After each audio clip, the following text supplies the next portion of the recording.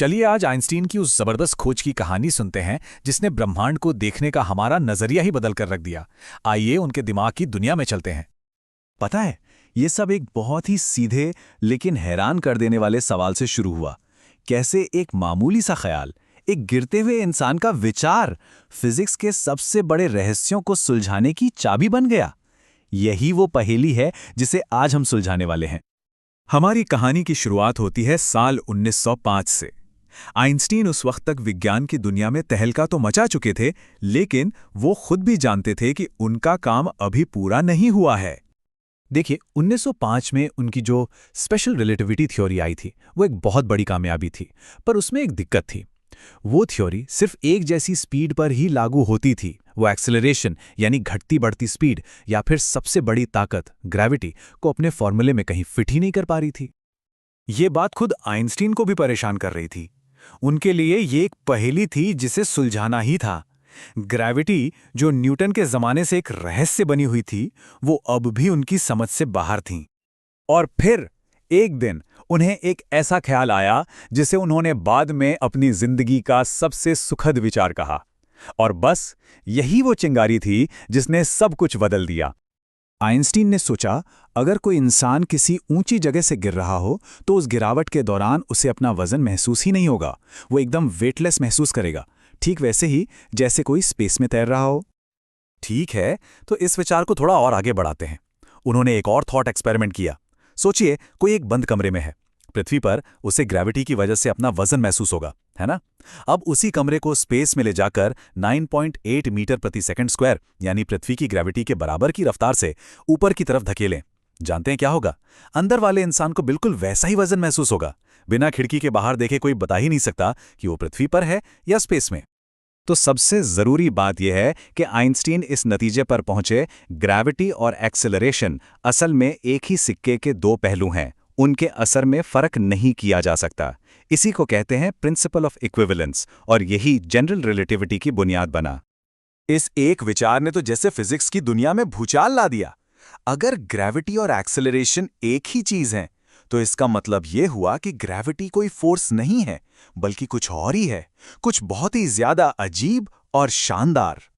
तो आइंस्टीन ने एक और सवाल पूछा, अगर हम उसी तेजी से ऊपर जाते हुए स्पेसशिप वाले कमरे में एक तरफ से दूसरी तरफ टॉर्च की रोशनी डालें तो क्या होगा? अब देखिए, क्योंकि कमरा लगातार ऊपर की तरफ तेजी से जा रहा है, तो जब तक लाइट की किरण दूसरी दीवार तक पहुंचेगी, वो दीवार थोड़ी ऊपर खिसक चुकी होगी। तो जो इंसान अंदर बैठा है, उसे ऐसा लगेगा कि लाइट की किरण नीचे की तरफ मुड़ गई है। और यहीं आता है असली ट्विस्ट।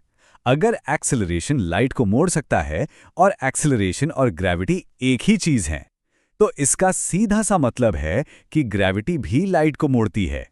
ये एक ऐसा नतीजा था जिसने सबको चौंका दिया। और यहीं पर समझ आता है कि आइंस्टाइन ने न्यूटन की दुनिया को कैसे उलट-पुलट कर दिया था। देखिए, न्यूटन के लिए ग्रेविटी एक अनदेखी ताकत थी जो चीजों को खींचती थी, पर आइंस्टाइन के लिए ग्रेविटी कोई ताकत थी ही नहीं। ये तो स्पेस और टाइम के ताने बाने का मुड़ना था, जिसे हम स्पेस टाइम कहते हैं। इसे ऐसे समझ सकते हैं, मैटर और एनर्जी मतलब पदार्थ और ऊर्जा स्पेस टाइम को बताते हैं कि उन्हें कितना और कैसे मुड़ना है, और फिर वो मुड़ा हुआ स्पेस टाइम ही पदार्थ को बताता है कि उसे किस रास्ते पर चलना है। ये एक तरह के कॉस्मिक डांस जैसा है, जहां दोनों एक दूसरे को लगातार प्रभावित करते रहते हैं। अब देखिए, कोई थियोरी सुनने में कितनी भी शानदार क्यों न लगे, उसे साबित करने के लिए सबूतों की जरूरत तो पड़ती ही है। तो अब आइंस्टीन को यह साबित करना था कि उनका ये अजीब सा लगने वाला विचार वाकई में सच था। पहला सबूत तो हमारे अपने सोलर सिस्टम से ही मिल गया। दशकों से वैज्ञानिक बुध ग्रह यानी मर्क्यूरी की ऑर्बिट में एक छोटी सी गड़बड़ी देख रहे थे। उसकी ऑर्बिट हर चक्कर में थोड़ी सी खिसक जाती थी और न्यूटन के नियम इसका सही सही हिसाब नहीं लगा पा रहे थे।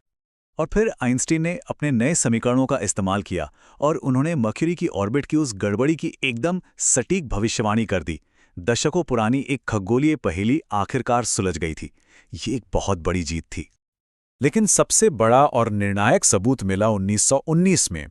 ब्रिटिश खगोल शास्त्री आर्थर एडिंगटन एक टीम लेकर गए। मिशन था पूर्ण सूर्य ग्रहण के दौरान सूरज के ठीक पास मौजूद तारों की तस्वीरें लेना। मकसद सिर्फ ये देखना था कि क्या सूरज की जबरदस्त ग्रेविटी उन तारों से आने वाली रोशनी को मोड़ती है, जैसा आइंस्टीन ने कहा था। और नतीजे कमाल के थे।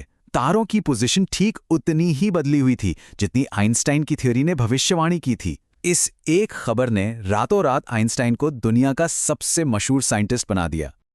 तो ठीक है, 100 साल से भी ज्यादा हो गए हैं, पर आज भी जनरल रिलेटिविटी हमारे ब्रह्मांड को समझने का सबसे अच्छा जरिया है, और इसका असर हमारी रोज की जिंदगी पर भी पड़ता है। यहां एक और हैरान करने वाली बात है। ग्रेविटी सिर्फ स्पेस को नहीं, बल्कि टाइम को भी मोड़ती है। एक मजबूत ग्रेविटेशनल फील्ड में, जैसे पृथ्वी की सतह पर, समय अंतरिक्ष के मुकाबले थोड़ा धीरे चलता है। इसी को टाइम डायलेशन कहते हैं। और ये कोई किताबी बात नहीं है, हम सब हर दिन इसका इस्तेमाल करते हैं।